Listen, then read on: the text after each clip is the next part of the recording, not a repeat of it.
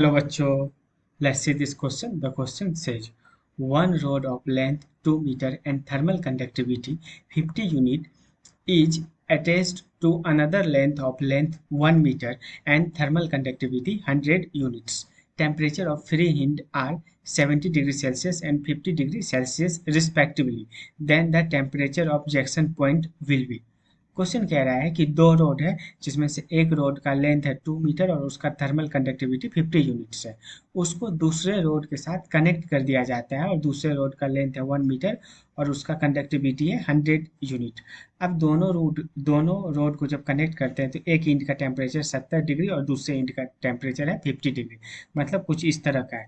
ये पहला रोड हो गया अगर, और ये अगर दूसरा रोड हो गया और यहाँ पे दोनों को कनेक्ट कर दिया गया। ठीक है, ये मान लो ए से बी तक पहला रोड है और बी से सी तक दूसरा रोड है। ठीक है, अच्छा सी का लेंथ थोड़ा छोटा है तो इसको छोटा रखते हैं पर सी का लेंथ ये सी हो गया। इसका बी से सी का जो है 1 मीटर है लेंथ और ए से बी 2 मीटर लेंथ है। ए से बी का जो कंडक्टिविटी है वो है 50 यूनिट्स, के जो है 50 यूनिट्स, और बी से सी का जो कंडक्टिविटी है वो है 100 यूनिट्स।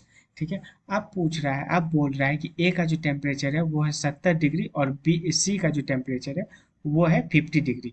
तो यहाँ बी का जो टेम्परेचर होगा वो कितना होगा, क्वेश्चन में ये बोल रहा है। तो देखो इसका की कॉन्सेप्ट पहले अपन डिस्कस करते हैं।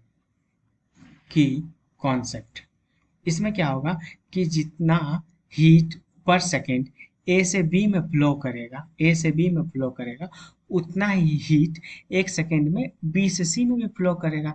मान लो कि ए से बी में जो हीट फ्लो कर रहा है उसको H1 से डिनोट कर रहे हैं। मतलब ए से बी में जो हीट एक सेकेंड में जितना फ्लो करेगा उसको H1 दे दिए और बी से सी में जो हीट फ्लो करेगा एक सेकेंड में उसको H2 दे दिए।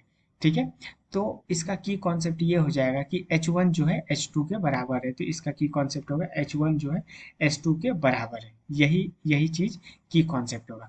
अब आता है H1 H2 था हीट पर यूनिट टाइम और H2 भी heat per unit time. One मतलब ए बी के अक्रॉस और टू बी सी के अक्रॉस। अब देखो H1 का फॉर्मूला क्या आता है, मतलब हीट पर सेकेंड का फॉर्मूला क्या आता है। हीट पर सेकेंड का फॉर्मूला आता है K1 A1 del T1 upon L1। उसके बाद H2 का फॉर्मूला क्या आएगा, K2 A2 del T2 upon L2। अब देखो K1 कितना है, K1 है 50 यूनिट, A1 दोनों सेम लेंथ है तो A1 A2 बराबर हो जाएगा। ठीक है, अगर दोनों सेम रोड है। और डेल टी निकालेंगे और L1 कितना है 2 मीटर, तो अपन वैल्यू पुट करते हैं। तो ये देखो 50, एरिया दोनों का सेम है तो A, change in temperature del T1 कितना आ जाएगा इसमें, तो 70 माइनस टी हो जाएगा। तो 70 माइनस टी हो गया। और पहला रोड का लेंथ था 2 मीटर। अब आते हैं हीट 2 पे, H2 पे के कितना था, के था 100, एरिया ए था और टेम्परेचर चेंज इन टेम्परेचर कितना था T माइनस 50 और लेंथ कितना था 1।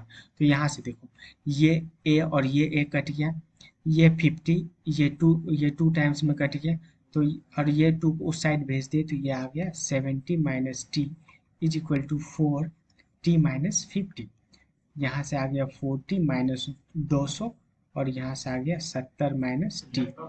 इसको उधर भेज दे तो 5 टी और इसको इधर आ गया तो 270 टी। 270 तो टी कितना आ गया, टी आ गया 270 अपॉन 5। तो जब इसको डिवाइड किए 270 को 5 से तो ये आ गया कितना, 54 डिग्री सेल्सियस। तो hence option number B is the correct answer. Hope you understood it well. Best of luck.